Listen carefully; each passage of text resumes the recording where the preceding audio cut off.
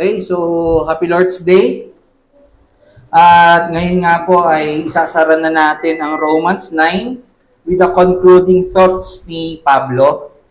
Itong pagsasara natin na ito ay pagbubukas din sa bago niyang case o topic na ituturo naman sa atin. At itong topic na ito ay yung responsibility of man. Mula sa verse 6 hanggang verse 29 netong chapter 9, na ipahayag sa atin yung sovereignty ng Panginoon, na siya ay namili ng mga tao para makaranas ng kanyang banal na puot sa kasalanan at ang yaman at makaranas ng yaman ng kanyang habag at kalwalhatian at grasya. Ang nagiging concern din ni Pablo dito ay maipakita na hindi lang ang Diyos ang kanyang pinili para maihayag ang kanyang habag at grasya, kundi meron ding mga hentil na tinawag niya para maging vessels of mercy na makakatanggap ng awa. Kasama rin itong hentil na to, alam naman natin, ito ay kasama yung mga lahat ng lahi sa buong mundo at lahat ng mga hindi Hudyo. Okay? So meaning, sa pagpili ng Diyos sa kanyang ililigtas ay kasama both ang Hudyo at ang Hentil na taliwas sa inaakala ng mga Hudyo na sila lang ang may karapatan sa Diyos. Isa sa marirealize din natin dito sa pag-aaral na ito ay sovereignty ng Diyos na inalaw niya na mag-disobey, tumigas ang puso, i-reject si Kristo ng Israel or ng mga Hudyo para magbukas ang pintuan sa Gentiles ng gospel. Okay? So again, hindi ito contingency plan, hindi ito plan B na iniisip ng iba na ayaw pala ng Israel, sige, punta tayo sa Gentiles. Hindi ganon. Pero ito ay nasa kanyang plano at pasya na, at ito ay nangyari sa nakaraang walang hanggan o sa past eternity. Meaning, ito na ay planado, ito lamang ang plano, nag-iisang plano. First to the Jews, and then to the Gentiles. Dating outside of the covenant of God, ang Gentiles, dating separated kay Christ at walang Diyos, ngayon ay tinawag ng Diyos para maging bayan niya. Ituring na mga anak niya. At very clear, nakikita natin from local to global ang pagtawag ng Diyos sa kanyang mga pinili. And even though sovereign ng Diyos, ine-endure niya ang wickedness ng tao, both Israel at Gentiles, para lang ma-preserve ang church at maipakita ang kanyang kapangyarihan at awa, kapangyarihan at kalwalhatian sa mga pinili niyang maging vessels of mercy. At ito nga, ngayong umaga, ito na yung huling sermon natin sa chapter 9, sa last passages nating mga itatakel. At ito nga ay bagong ituturo na sa atin ni Apostol Pablo patungkol naman sa responsibilidad o duty ng tao. Since tunay na soberano ang Diyos, pag sinabing sovereign, may otoridad sa kanyang lahat ng controls, nasa kanyang kamay ang lahat ng bagay. Since tunay na soberano ang Diyos sa lahat ng tao, lalo na sa usaping kaligtasan, siya ang nagdetermine kung paano naliligtas ang tao. Okay? Ang Diyos ang nagdetermine ng means or instrument para ma-receive ang kaligtasan, at siya rin ang nagdetermine ng object kung bakit tayo maliligtas. This clarifies na hindi naliligtas at napapawalang sala ang tao dahil siya ay pinili. Okay? Hindi na-justify ang isang tao dahil siya ay elect. Pero siya ay naliligtas o na-justify kasi siya ay pinili, inelect siya ng Diyos para makapagsisi sa kanyang kasalanan at maniwala sa Ebanghelyo. Okay? So meaning, one must believe in Christ. Yun yung ating posisyon. One must believe in Christ and His work on the cross para ikaw ay maging justified. Di ba? Ito ay naihayag na ni Paul sa chapter 3 ng Romans hanggang 5 na pinapakita dito yung faith para sa kaligtasan ng isang tao. Pinapakita dito yung disenyo ng Diyos na noon pa man sa Old Testament, ito na yung nangyayari. Hindi ito bagong design sa New Testament. Pero ito ay Old Testament design na ng Panginoon at ito nga yung pag-aaralan natin ngayong umaga. Thank you.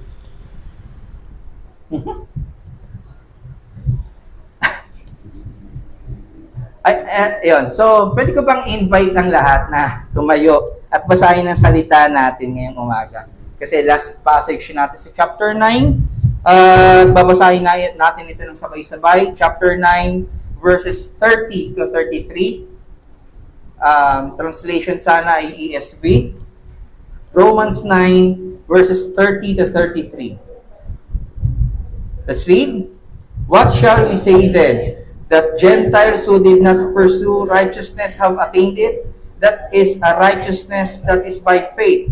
But the Israel who pursued the law that would lead to righteousness did not succeed in reaching that law.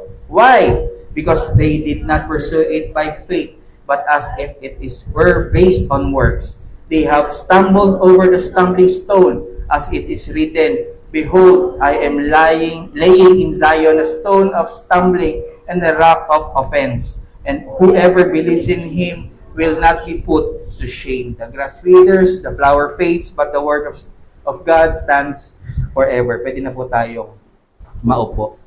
Muli, ang ating binasa ay ito yung concluding thoughts ni Pablo sa chapter 9, and at the same time, ito ay pintuan para sa pagbubukas niya ng panibagong topic niya or subject, ang responsibilidad ng tao. Itong section na ito, yung verse 30 to 33, yung binasa natin, ito ay pagtuturo na yes, sovereign ng Diyos, pero hindi ito nagtuturo ng slothfulness or idleness ng isang tao. Kailangan natin kilalanin na nasa Diyos ang lahat ng control, pero hindi natin dapat tignan na wala na tayong dapat gawin. Okay? Pinapakita sa atin dito na dahil sovereign ng Diyos, dinetermine niya ang disenyo ng kaligtasan. Silang mga napili niya na ililigtas ay dadaan sa redemption. Hindi ka pwede magkaroon ng redemption kung walang pag-fall ng tao. And again, dahil siya ang creator, mga kapatid, siya ang may right to design our salvation. Hindi tayo. Okay? And yes, namili siya na maliligtas, pero hindi ibig sabihin na automatic sila na maliligtas. Hindi tayo naniniwala na yung pag-elect niya, pagpili niya, ay na-justified na rin sila. Ang tawag doon ay eternal justification. Ito yung naniniwala na sila ay inelect ng Diyos at sila na rin at the same time, ginustify na rin ng Panginoon. Pero sila ay inelect ng Diyos para ang justification na blessing ng salvation ay mailapat sa kanila sa history. Okay? Di ba nag-justify tayo through faith? At kaya lang tayo nag-justify dahil sa ginawa ni Kristo sa krus. Kung yun ay totoo na meron tayong nag-justify na tayo ng eternity, wala pang krus nun. Okay? At tignan nyo yung order of salvation. Chosen, predestined, called, justified, sanctified, glorified. No? So, hindi yun pa isa-isa binigay. Yes, binigay sa atin isang buo, parang isang bag na nandoon full of blessings. Pero ito yung, kung gusto nating tignan kung paano ito inilalapat ng Panginoon, ina-apply sa atin ng maingat ng eternity at sa history. At syempre sa future eternity. So, it is very clear na ang history, dito niya in-apply ang justification. So, ang sinasabi ng binasa natin kanina, ang katwiran ng soberanong Diyos ay marireceive ng mga pinili niya, ng kanyang mga inelect, sa pamamagitan ng kanyang determined means at determined object of faith. So, may dalawang punto tayo na pag-aaralan sa passage natin na nabasa. Una, the righteousness of God is received through faith alone. Ang katwiran ng Diyos ay natatanggap sa pamamagitan ng pananampalataya lamang. And the righteousness of God can be found in Christ alone. Ang katwiran ng Diyos ay matatagpuan kay Kristo lamang. Una, the righteousness of God is received through faith alone. Ang katwiran ng Diyos ay natatanggap sa pamamagitan ng pananampalataya lamang. Sabi sa verse 30 to 32a, what shall we say then that the Gentiles who did not pursue faith, but that Israel who pursue a law that would lead to righteousness did not succeed in reaching that law? Why? Because they did not pursue it by faith, very plain, but as it were based on works. Okay? So parang sinasabi dito ni Paul, anong masasabi natin sa chapter 9? Specifically sa verse 6 to verse 29. Na though sovereign ng Diyos, meron pa rin responsibilidad ng tao. At ito nga ang pagdedetermine ng Diyos kung paano marireceive ang kanyang righteousness, at ito ay sa pamamagitan ng faith or pananampalataya. Ito yung pinapaliwanag ni Paul sa mga Hudyo, na wala silang pananampalataya na gaya ng mga Hentil. Okay? Sabi sa Hebrews 11:6, and without faith, it is impossible to please God. So, kailangan talaga ng pananampalataya. Kaya tignan nyo, kahit anong gawing pagpapagod at pagpapakahirap ng mga Hudyo, kahit anong sunod nila sa kautusan, kahit anong paghahanap nila ng katwiran sa pag-pursue ng kautusan, ito ang lahat ng kanilang ginagawa ay walang saysay. Di nila alam, they are lost by keeping the law. Ito ang nagpapadisqualify sa kanila para ma-receive ang katwiran ng Diyos o righteousness ng Diyos. Kasi ginagawa nila, nagwo-work sila sa kanilang sarili para sa kanilang kaligtasan. They are missing the point na sa pag-pursue nila ng law, maliligtas sila. Kala nila, matatagpuan nila, pero naliligaw pala sila. Hindi nila alam, they always and will fall short dahil sila ay sinners. Kala nila, nag-gain sila, pero hindi. Mas lalo pang nag-store sila ng wrath ng Diyos. Sa paglabag nila sa kautusan, dahil alam ng Diyos, hindi nila mapaperfect ang kautusan. Very close do sa ating Sunday school kanina, no? Sa providence ng Panginoon ay pinagtagpo niya itong chapter na ito sa 1689 din natin. Sabi sa James 2:10, kung sino man ang nagpo-pursue sa law, ay dapat niyang perfectin lahat. Okay? So kung kunyari, ang ikaw, pinupursu mo na sumunod sa kautusan ng Panginoon, dapat perfectin mo lahat. Huwag ka lang mamili ng iisa o dalawa na kaya mong gawin. Dapat yung Decalogue, perfect mo. Kasi pag nag-fail ka sa isa, kahit isa lang, ikaw ay susumpain. Sabi sa Galatians 3 yan, for all who rely on the works of the law are under a curse. Dahil susumpain ang hindi makakagawa ng lahat ng ito perfectly. Ang intention ng law na pag-aaralan natin ay hindi magligtas ng tao. Walang naliligtas sa paggawa at pagsunod sa law. But rather, intention ng law ay maipakita sa tao kung gaano kabanal at kaperpekto ang Diyos at kung gaano kamakasalanan tayo. Ang law ay nagsasabi kung paano dapat ang lakad natin sa Diyos na walang sino man ang kayang gumawa. Kaya kailangan natin ng lalakad para sa atin. At ito nga, si Kristo. Siya ang lumakad doon ng walang deceit sa puso na hanggang sa kamatayan, ginoglorify niya ang Ama sa pagsunod sa batas ng Diyos. This is faith. Itong pinag-uusapan natin ay pananampalataya doon sa ginawa o nilakaran pagsunod ni Kristo sa kautusan ng Panginoon. Recognizing that one is not capable of obeying the law perfectly. And recognizing Christ is the only one who can fulfill the law perfectly. Bukod sa pag-recognize natin na si Kristo ang naglakad perfectly sa dinedemand ng law, one must recognize also sa parusa na dinedemand ng law sa pagsuway nito. So kung may sinuway tayong kautusan na dinedemand ng law, may parusa tayo. At ang sumalo ng parusa na yon ay si Jesus Christ sa krus ng Kalbaryo.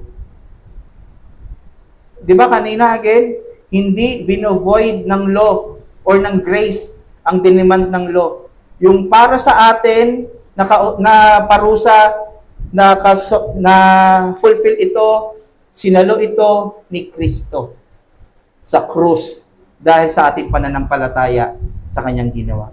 Again, balik tayo sa Galatians 3. Galatians 3:13, but Christ has rescued us from the curse pronounced by the law. When he was hung on the cross, he took upon himself the curse of our wrongdoing, of our sins. For it is written in the scriptures, cursed is everyone who is hung on a tree. Nakita po ba natin na parusahan siya sa kasalanang hindi naman niya ginawa? At ang ganda ng ESV dito na translation, by the way, sa ano po yun, NLT. Sa ESV, Christ redeemed us from the curse of the law by becoming a curse for us. Siya ang naging sumpa since we are accursed. Okay? Di ba alam natin, nung panahon ng Old Testament, sa Deuteronomy 21, verses 22 to 23, may mga, pag lumalabag daw ang isang tao sa batas ng Diyos, pinaparusahan ito at hinahang sa puno. At sila ay considered na cursed by God. Ito yung judicial law, nakikita nyo, no? Ito yun, pag hindi nakasunod sa Decalogue, sila ay ihahang sa puno, paparusahan, at considered cursed by God. Pero ito lang pala ay foreshadowing sa once and for all na mamamatay at ihahang sa puno through crucifixion. At ito ay walang iba kundi si Jesus Christ na tatayo on behalf sa ating mga curse, on behalf na sa penalty dahil sa paglabag natin sa batas. Pinagbayaran ng kanyang dugo sa krus ang parusang eternal at eternal separation natin sa Panginoon. Christ took our sins and bore on His body para tayo ay ma-redeem. Kaya yung ating pagpapartake, maunawaan natin na yung tinapay na yon ay nagsisimbolo ng katawan na sumalo ng sumpa para sa ating pagkakasala. Siya ay naging sumpa para tayo ay mapalaya at mapawalang sala. Kita niyo po ngayon, malaya tayong nakakapagsimba, nakakapagsamba, at nakakapanalangin sa ating Diyos. Ito ang meron ang Gentiles na wala ang Hudyo. Ito ay pananampalataya. Yes, wala silang pag-pursue sa law ng Diyos. Actually, wala nga silang kinikilalang Diyos ng mga panahon na yun. Diba? Wala silang idea sa pangako ng Diyos, sa covenant, wala silang idea sa mga ceremonial, mga ritual, wala sila nun. Pero God graciously reverses their situation. Tinawag sila at nagkaroon sila ng righteousness through faith kay Jesus Christ. Okay? Kaya huwag tayong tataka, talagang karamihan sa Hudyo, hindi naniniwala. Pero ito ay disenyo ng Panginoon. Hindi ito plan B. Again, unlike sa Jews, mula sa simula, God is faithful sa kanila. Bukod sa nasa kanila ang batas ng Panginoon, pina-experience sa kanila ang salvation blessings, glory ng Diyos. Pero, tinanggihan pa rin nila ang Panginoon. Hindi sila nanampalataya sa pangako na parating na Mesaya. Ang mas naging confidence pa nila ay ang pagiging lahi nila at pagiging anak nila ni Abraham. Mas pinapanghawakan pa nila yung gawin ng gawin ang kautusan. Dahil akala nila nandun yung katwiran ng Diyos. Makikita nila dun yung kaligtasan.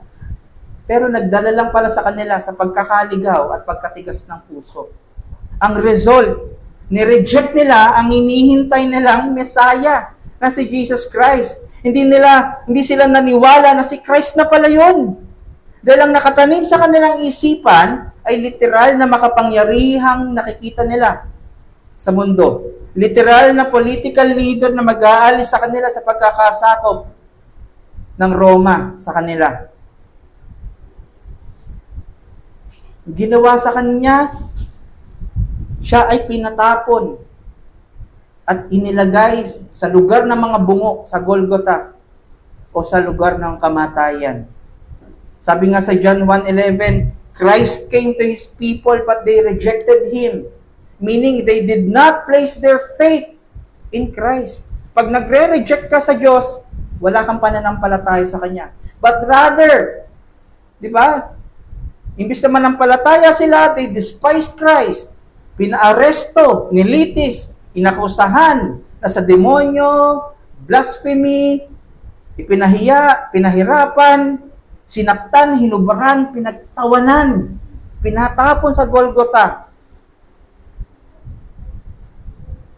Dinala si Kristo doon para ipako sa krus at mamatay. Kaya ang ganda ng sermon ni Pedro sa Jerusalem sa Acts 2:23. Ang hinihintay nilang tagapagligtas ay namatay mismo sa kanilang mga kamay. At pagkatapos nito ay binuhay muli ng Diyos at nag-ascend sa kanyang kanang trono. Nung narinig nila itong preaching ni Pedro, sumugat sa kanilang puso at nagtanong, paano kami maliligtas? At ang sagot ni Pedro, repent and be baptized in the name of Jesus Christ. Para sa kapatawaran ng kanilang mga nagawang kasalanan. Take note, hindi sinabi ni Pedro sa mga Hudyo nung tinanong sa kanya kung paano sila maliligtas. Hindi niya sinabi na sumunod kayong maigi sa kautusan. Hindi natin nakita yon. Hindi niya sinabi na i-maintain nyo ang pagiging lahi ni Abraham. Pero ang sinabi niya, magsisi kayo at maniwala sa pangalan ni Kristo. Ito ang ebanghelyo. Ito ang gospel na pinipreach natin every Lord's Day. Ang naging emphasis dito ay may kapatawaran sa mga sinserong magsisisi. Kahit pa nireject nila si Kristo nung una, sila ay may pag-asa na matanggap muli ng Panginoon. Meaning, ang ginawa ni Jesus Christ sa krus ay nagdulot ng pag-asa at reconciliation nila sa Diyos. Ganon din ang mga hentil. Na ang hentil dating walang sa Diyos, ngayon ay kabilang na sa pamilya ng Diyos. Na mga Hudyo mismong nag-reject at nagpako sa krus kay Kristo, nagkaroon ng kapatawaran at reconciliation sa Diyos. Dahil sa pamamagitan ng pananampalataya kay Kristo.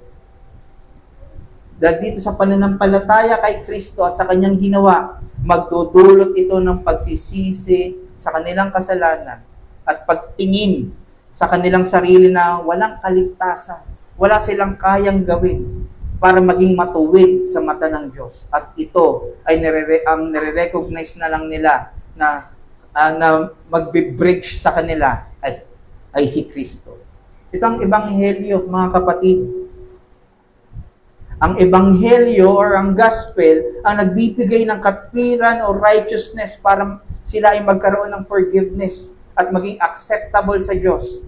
At ang instrument para ma-receive ang katwiran ng Diyos na ito ay pananampalataya. Take note, walang binanggit na samahan mo ng gawa o pagsunod sa kautusan ang pananampalataya para maligtas ka. Pero ang itinuturo lang ni Pedro at ni Pablo at kasama pa ng mga apostol at maging tayo dito, ang tinuturo lang ay purely faith alone in Christ alone. Ang punto, justification is achieved through faith in the person and work of Christ, recognizing that no human effort can attain it. In other words, the righteousness of God can only be received by those who see nothing in themselves and can do nothing to qualify the approval of God. Sino rito yung kayang maging qualified sa standard ng Diyos? Wala, may isa man. Romans 3:23. Kaya, what a big emphasis ng salvation ay grasya lamang ng Diyos.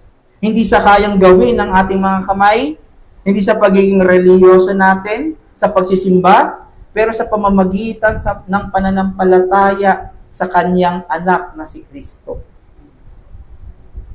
So clearly, we are justified by grace alone, through faith alone, in Christ alone, for the glory of God alone. So no one may boast according to the Scripture alone. And this must be humble us before our gracious God. Mamortify natin ang boastfulness natin, ang pridefulness natin. Nare-realize ba natin na dahil sa faith natin kay Kristo, tayo ay may forgiveness sa ating mga ginawang kasalanan? Na dating wala naman din tayong Diyos. Kahit na ba nagsisimba tayo dati, ang gusto pa rin natin ay nasusunod ang ating mga sarili. On my terms. Meaning we are being God of ourselves. Pero ngayon, siya na ang Diyos. Siya na ang Diyos natin. At itinuturing niya rin tayong anak, mga anak, by faith in Jesus Christ. Dati wala naman tayong alam sa ganitong katotohanan, pero ngayon, enjoy na tayo. Nagiging comfort na natin ang bawat sermon at salita niya dahil sa pananampalataya kay Kristo. Ang aim na natin ngayon ay mag-glorify na siya sa ating buhay. Pinapatay na natin ngayon yung kasalanan at nag-strive na mamuhay sa kabanalan. May hatred na tayo sa paglaban sa kasalanan. May hatred na tayo sa kasalanan at talagang lumalaban na tayo sa kasalanan na dati nating mahal na mahal. Di ba? We sin willfully. Dati naman para sa atin, kalokohan na at aksaya sa oras ang mag-gather at mag-worship sa Diyos. Pero ngayon, yun na yung delight natin. Pag-gather, pagsunod sa kanyang utos, sa salita niya, ngayon uhaw na uhaw tayo kay Kristo. Ngayon, gustong-gusto na natin siya makilala sa pag-aaral ng kanyang salita. Hindi lang siya sticker na inilalagay mo sa notebook mo. Ang lahat ng ito ay nangyari sa pamamagitan ng pananampalataya kay Kristo, sa kanyang ginawa.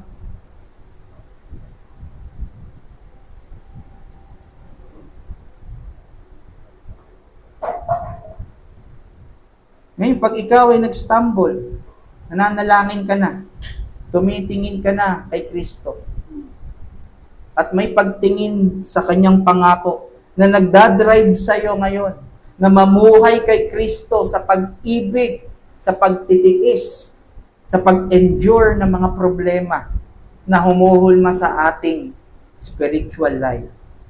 Ngayon, we have eternal life. Dahil sa union natin kay Kristo, dahil ito sa kaloob na justifying faith ng Diyos. Ang lahat ng ito ay dahil pinursu tayo ng Diyos sa kanyang soberanong plano. Nakita niya po, in-endure niya ang wickedness ng kasalanan mula pa ng Old Testament. At sabi pa nga sa Romans 5, demonstrate niya ang kanyang pag-ibig through the death of Christ habang tayo ay mahina at makasalanan pa. Even, hindi pa tayo buhay sa mundo. Dinro tayo ngayon by faith ng Diyos sa kanyang anak. Binigyan ng pananampalataya at pagsisisi para mamuhay ng kung anong inilaan niya sa kanya mga tinuturing na kanya. Ito ang divine plan ng Diyos. Though sovereign siya, meron tayong responsibility na maniwala at magsisi. This is God applying His sovereign plan of His salvation. Having the appointed means, which is faith alone, at appointed object na si Jesus Christ, His Son. And this leads to our next point. The righteousness of God can be found in Christ alone. Ang katwiran ng Diyos ay matatagpuan kay Kristo lamang. Hindi sa pananampalataya. Yun lamang po yung instrumentation ng Panginoon. Though men are saved by faith, ang faith ay hindi ground ng ating salvation. Lagi niyo pong tatandaan. Ang ground at source ng salvation ay na kay Kristo at sa kanyang ginawa sa krus. Kaya na-declare na righteous ang isang sinner ay dahil sa object niya or object ng kanyang faith. At ito nga si Jesus Christ. Dahil sa atoning satisfaction at perfect obedience ni Kristo sa kautusan ng Diyos. He earned His perfect righteousness. At ito yung na-impute sa mga sinners through faith. At ito yung tinatawag ni Martin Luther na alien righteousness. Dahil ang righteousness na ito ay nailagay lang sa account ng sinner na sino mang nananampalataya kay Kristo. Okay? So meaning, siya ay ang sentro at sa kanya lang makukuha ang kaligtasan. At para ma-receive, ito ay sa pananampalataya. Hindi kung kanino man, hindi sa church, hindi sa doktrina, hindi rin sa pastor, pero kay Kristo lamang. Siyang pinili ng Diyos para maging basis at foundation ng katwiran, ng righteousness, for God is delighted in Him.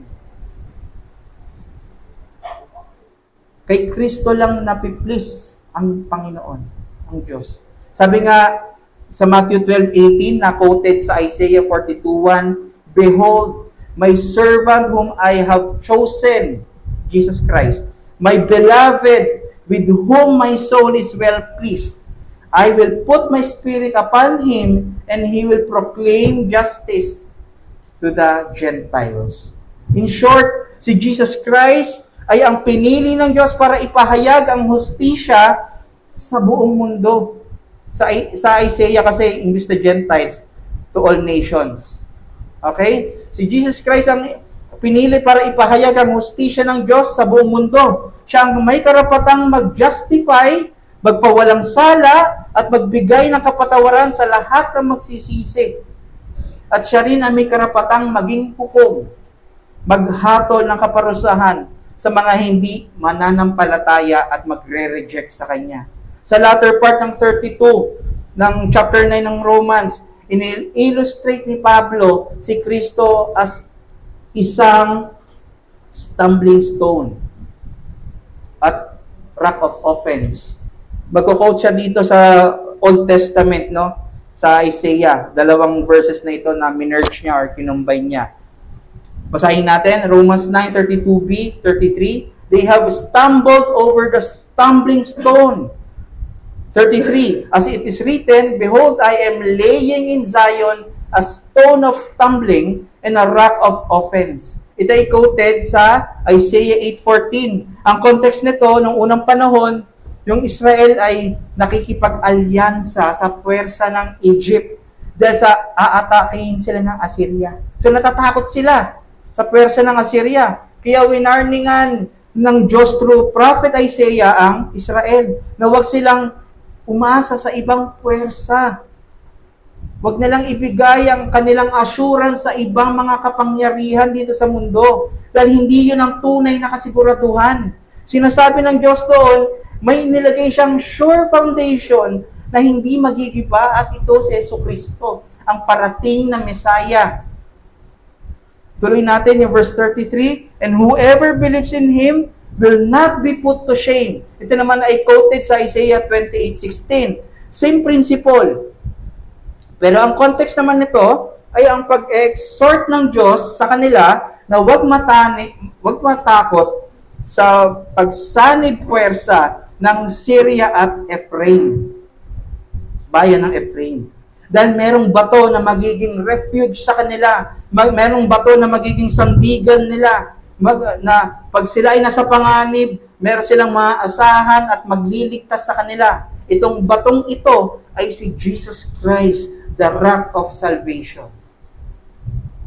So we can understand itong verse 33 na parang sinasabi ng Diyos, meron akong inilagay na bato at itong bato na ito ay titisod at mag-offend sa lahat ng magre-reject dito. Itong bato na to ay wawasak sa lahat ng wisdom at lahat ng kapangyarihan sa mundo at sila ay hahatulan dahil nag-refuse silang maniwala sa batong ito. At itong stumbling stone, ang rock of offense na ito ay si Jesucristo. Pero at the same time, itong bato na ito, si Kristo, ay sanctuary at refuge para sa lahat ng naniniwala. Kapangyarihan sa lahat ng nananampalataya. Ito ay sigurado at matibay na pundasyon na mag-iingat at magliligtas sa lahat ng panahon. At ito ang ating cornerstone, si Jesus Christ alone. Ang punto, Christ is a solid rock that men may stumble by pride or be saved through faith. Isa siyang matigas na bato na pwedeng makatisod sa mga mayayabang, mga umaasa sa kanilang mga sarili. Hinihigitan ang kala nila mahihigitan nila ang kakayahan ng Diyos. Titisurin sila ng batong ito. Pero at the same time, sila ay maliligtas kung mananampalataya kay Kristo. Ito ang problema ng Hudyo. Kaya ganun na lang yung puso ni Pablo. Nung Romans 9:1-5, nakita niyo po, naalala niyo? Alam niya kasi, kung sino man ang magre-reject sa bato na ito, ay mawawasak. Kaya kung maalala niyo yung 4 Gospels, lalo na sa pinag-aaralan natin sa John, nakikita natin yung rejection ng Pariseo sa mga sinasabi ni Jesus Christ. Dahil matitigas yung kanilang mga puso dahil sa kasalanan. Pero hindi lahat ng Hudyo ay tumatanggi. Hindi lahat ng Hudyo ay magre-reject. May remnant. Diba? Naalala natin? Again, ang perfect example nito ay si Apostol Pablo. Nung una, wala pa siya kay Kristo, ang pinagmamalaki niya ay ang kanyang accomplishments, ang kanyang portfolio, na magaling siya sa batas ng Diyos. Siya ay Pharisee of Pharisees. Itinuturing niya na isa siya sa matinding persecutor ng mga Christians na mga panahon na yon. Siya ang nag-a-approve pa nga para batuhin si Stephen.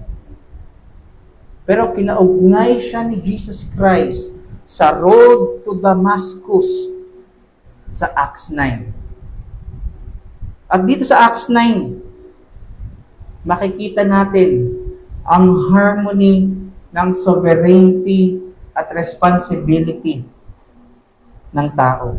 Sovereignty ng Diyos at responsibility ng tao. Sovereign ng Diyos dahil based sa eternal plan niya ang i-convert si Pablo sa araw na yon. Pero at the same time, nakita natin ang responsibility ni Paul na hindi siya tumanggi. Siya ay naniwala kay Kristo. Hindi siya nanlaban.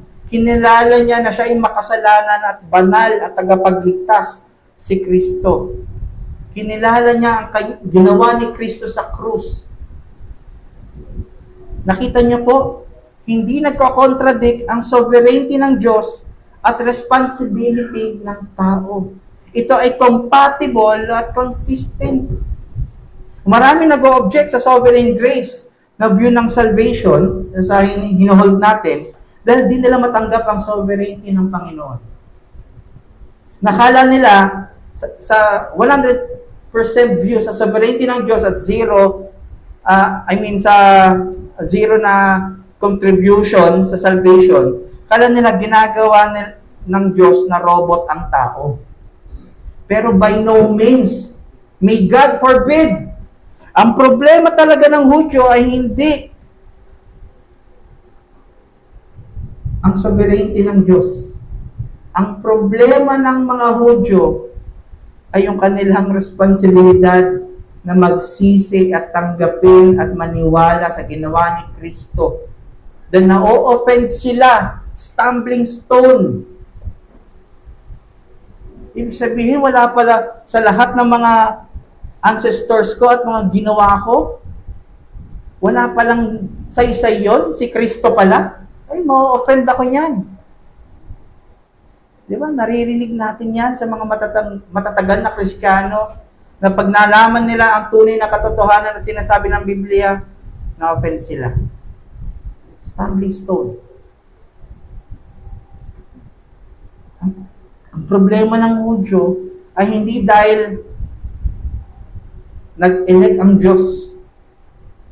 Pero ang kanilang Problema ay responsibilidad ng manampalataya. Nagpipreach sa kanila si Jesus Christ. Pero they rejected Jesus Christ kasi takot silang maagawan ng posisyon at kapangyarihan. Nagpipreach sa kanila mga apostol para manampalataya kay Kristo.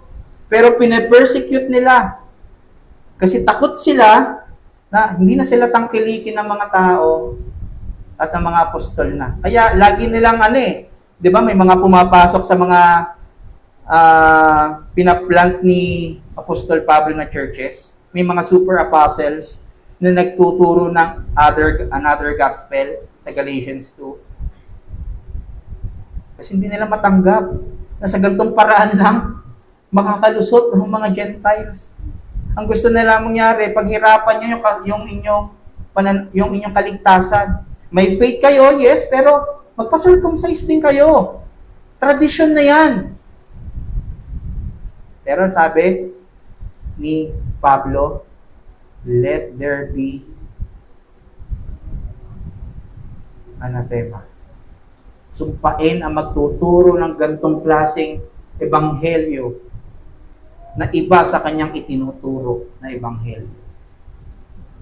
Pero gayon pa man, kahit pine-persecute ng mga Hudyo ang apostol, meron pa rin silang pag-asa, kapatawaran sa Panginoon kung sila ay lalapit at tatawag sa pangalan ng Panginoon nating si Jesucristo. So anong tinuturo sa atin ng buong chapter 9, mga kapatid? Na sovereign ng Diyos and at the same time, may responsibilidad ang tao. Tama? Though may inelect ang Diyos para iligtas, tinawag din ng Diyos ang lahat ng tao para magsisi. Parehas nating papaniwalaan yon. Hindi dahilan ang pagiging non-elect, kaya tumitigas ang puso ng isang tao. Hindi dahil non-elect, kaya sila nagre-rebelde at sumusuway sa Diyos. Kaya nangyayari ito, sila ay naliligaw, tumitigas ang puso, nagre-rebelde, sumusuway, hindi dahil non-elect sila, dahil sa kasalanang meron sila. Nakita niyo po, ito ay dahil sa kasalanan, dahil sila ay merong corrupt na puso. Lahat tayo, by nature, lahat tayo ay children of wrath at patungong condemnation. Pero dahil sa sovereign election ng Diyos, may mga napili or pinili siyang maging vessels of mercy. At itong mga vessels of mercy na ito ay ibibigay niya kay Kristo. Kasi kung tutusin, lahat tayo ay nasa impyerno. Okay? At deserve ng lahat ng tao ang condemnation dahil sa paglabag sa standard ng Diyos, sa kautusan. Pero dahil nga sa namili ang Panginoon, meron siyang karapatang gawin yon. Namili siya ng iilang mga makasalanan na ibibigay niya kay Kristo para makasama sa eternity future. At paano ito mangyayari? Tatawagin niya mga pinili niya sa pananampalataya, pagsisisi sa kanilang mga kasalanan. So nakita po ba natin ang responsibilidad ng tao? Sila itinawag sa pagsisisi para ma-receive ang kaligtasan.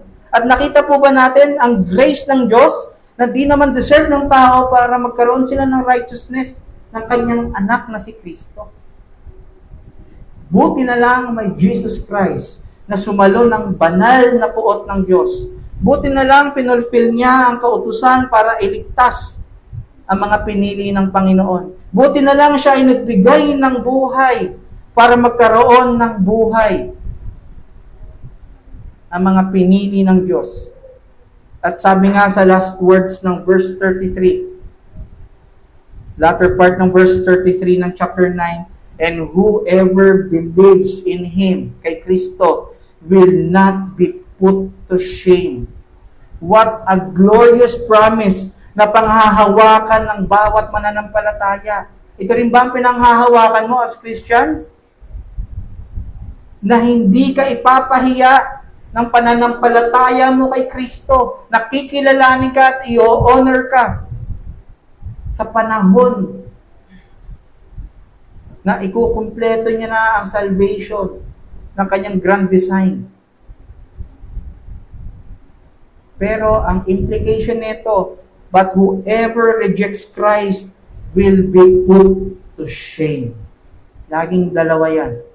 Ang lahat na nanampalataya kay Kristo ay hindi ipapahiya ng Diyos, pero ang lahat ng magre-reject, tatanggi sa ginawa ni Kristo ay ipapahiya sa kanilang pagkakahatol na eternal condemnation. Nasaan ka doon, kapatid?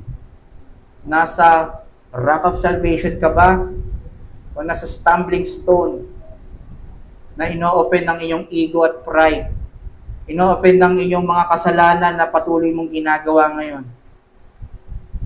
This chapter concludes by bringing our minds back to the gospel. We are saved by grace alone, through faith alone, in the finished work of Christ alone, for the glory of God alone, according to the Scriptures alone. Kita po natin, again, we are not saved sa kung ano ang klase ng pamumuhay natin o abilities natin o sa pagpupursige natin at tanggipin tayo ng Diyos. Tayo lamang ay nagiging maayos at tama sa paningin ng Diyos dahil sa dugo ni Kristo na ipapartake natin mamaya sa kopa. Dahil sa dugo ni Kristo sa Kalbaryo na naghugas ng kasalanan ng mga makasalanan na tulad mo at tulad ko. Kaya tayo naririto dahil hinugasan tayo ng kanyang kamatayan sa krus. At still, nag-exist pa rin ang same warning, ang danger sa mga hindi nananampalataya. Ito pa rin ay responsibilidad ng tao na tumalikod sa kasalanan na kanilang mga ginawa at tumawag kay Kristo. The stumbling stone still stands today sa mga nagtitiwala sa kanilang sariling kakayahan. Sa mga nagtitiwala sa kanilang pagiging reliyoso. Nagtitiwala sa kanilang mga moral efforts na instead mag-surrender sa ginawa ni Kristo. They are risking na mamiss ang katwiran kay Kristo by faith. Lahat ng ito ay hindi magkakaroon ng saysay. Hindi sila magkakaroon ng katwiran dito sa Diyos. Lahat ng itong mga sariling gawa na to ay magfe-fail at hindi makakasumpong sa kaligtasan. And still, dahil sa merciful ang Diyos pa rin, ang kanyang awa ay laging bago kada umaga. Ini-endure niya ang wickedness ng tao para sa lahat ng magsisisi at mananampalataya. Still, welcome pa rin ang lahat na lumapit sa Kanya sa paniniwala kay Kristo at pagtalikod sa kanilang ginawang kasalanan. Walang distinction, kahit mayaman, kahit ikaw ay matagal ka ng Christian, matalino, mahirap, mahina, kung ikaw ay lalapit kay Kristo, lahat yan, lahat tayo ay may pag-asa. Nare-realize po ba natin ngayon na dahil sa election, God placed us on the sure foundation, the solid rock that saves and will never fail us. Maaasahan natin, kahit pag gaano tayo kamakasalanan at nagre-rebelde sa Kanya nung wala pa tayo sa Kanya, pinatawad pa rin tayo ng perpektong Diyos na hindi nagtotolerate ng kasalanan. Naging matuwid tayo at recipient tayo ng malawak niyang pag-ibig from east to west. Dahil ito sa righteousness ni Kristo na nakuha natin through faith sa Kanyang ginawa. Anong challenge natin, mga kapatid? The righteousness of Christ should compel us to fulfill our responsibility in sanctification. Hindi natin maunawaan ang sanctification hanggat hindi natin nalalaman na tayo ay justified na. O hindi natin na-appreciate ang justification natin through faith alone in Christ. Itinuturo sa atin ito para sa ating responsibilidad, hindi lang para magsisi, para mamuhay sa kabanalan, The just shall live by faith. Sabi sa Romans 1:16 to 17. At kapag na-appreciate naman natin ang justification by faith, na wala tayong ginawa para tayo ay mabawalang sala, at lahat yon ay ginawa ni Kristo sa krus alone, mas mamahalin na natin ang ating sanctification. Ang pamumuhay na may kabanalan. May delight na tayo sa law. Very loving na tayo sa pag-unawa at paggawa do sa third use of the law. Kakauhawan na natin ang kabanalan at pagsunod. Hindi yung parang, ano ba yan, ang hirap naman ng Kristiyano. Yes, may laban sa loob. Pero, uhaw tayong gawin kung ano ang gusto ng Diyos. Kasi iba na yung ating trajectory. Iba na yung spirit na nasa sa atin. Iba na yung puso na nasa sa atin. Hindi na ito yung pusong matigas na kinokondem tayo ng kautusan ng Diyos. Pero ang tingin na natin ngayon sa kautusan ay isang instrumento ng Diyos para sa ating kabanalan. Magkaroon ng prutas ng kabanalan. At kung ikaw ay nananampalataya ngayon kay Kristo, ikaw ay dumadaan sa struggles, sa kasalanan, sa temptations, at sa mga patuloy mo nilalabanan at pinapatay na mga certain sins. At kung ikaw rin ay nag-endure naman sa sufferings mo, sa afflictions, or dahil sa pagsubok ng buhay, napakabigat ng buhay, napakahirap ng buhay, maraming rejections, maraming discouragements, maraming disappointments, o parang opposed ang lahat ng bagay sa ating buhay. Naranasan nyo na yon? Na lahat ay opposed dahil ikaw ay nasa katotohanan sa salita ng Panginoon. Sinasabi sa atin ngayon na wag po tayong matakot at mapanghinaan ng loob dahil nasa matibay tayong muog. Nasa matibay tayong bato at pundasyon na hindi masisira ng anuman at ninuman.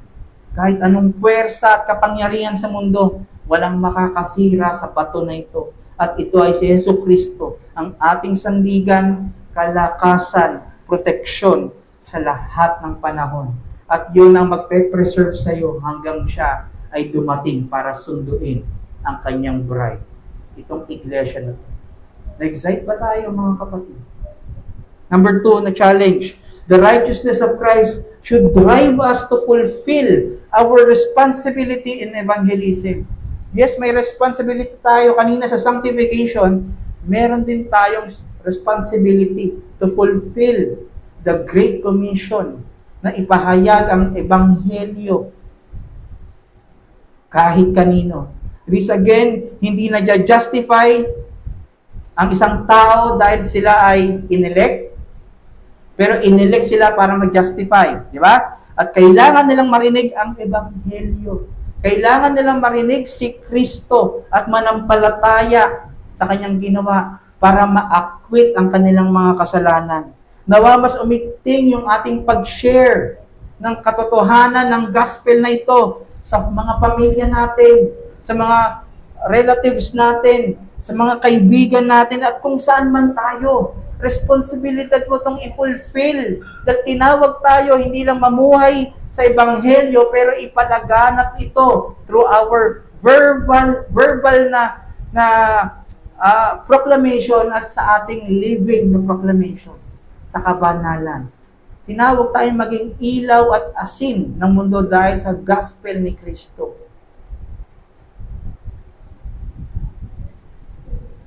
Nawa mag-drive sa atin lalo na hindi tayo maging complacent kung tayo ay tinatawag na Christian. Dahil alam natin ang bato na ito ay kaligtasan nga sa atin, pero ito rin ay wawasak sa lahat ng mga walang pananampalataya na under condemnation ngayon. Nawa mag-drive sa atin, mag-share, kahit dinidespise tayo, tinatawanan tayo. Di ba ganito rin naman si Paul nung una? Tinatawanan siya. Or tinatawanan niya ang mga Kristiyano, sila Pedro, si Esteban, Stephen. May pag-asa. Hindi tayong sagot, pero dahil sa grasya ng Diyos lamang. At nawa umigting ang panalangin natin sa mga Hudyo na ligaw pa rin hanggang ngayon. May panalangin natin ang mga Hudyo na naghihintay pa rin ng Mesaya na dumating. Umaasa pa rin sa mga signs and wonders na wala naman sinabi sa Bible na lahat ay magdadala sa kanila sa destruction. Panalangin ng nawa sila ikaawaan ng Panginoon at mabuksan sila sa pananampalataya sa gospel. At kung ikaw, kapatid, wala ka pa sa muog ng pundasyon, sa bato ng kaligtasan kay Kristo, siya ay pinapahayag ngayon. Nawa ikaw ay magsisi, kilalanin mo at aminin mo na ikaw ay makasalanan na wala kang kayang gawin para maligtas ang iyong sarili. Huwag mong pagurin ang iyong sarili para gawin ang mga bagay na hindi naman sinabi sa Bible para maligtas. Lahat yan, bitawan mo. Nagpapabigat lang yan, dinedelay niya lang at nag-store ka lang ng puot ng Diyos. At yan ay magpapahamak sa iyo, kapatid. Pero sa paniniwala at pagpananampalataya sa batong matigas na ito, batong malakas na ito na nagliligtas, hindi ka ipapahiya. Ikaw ay magiging kasama niya, hindi ka mawawala doon sa fortress ay sa refuge na yon.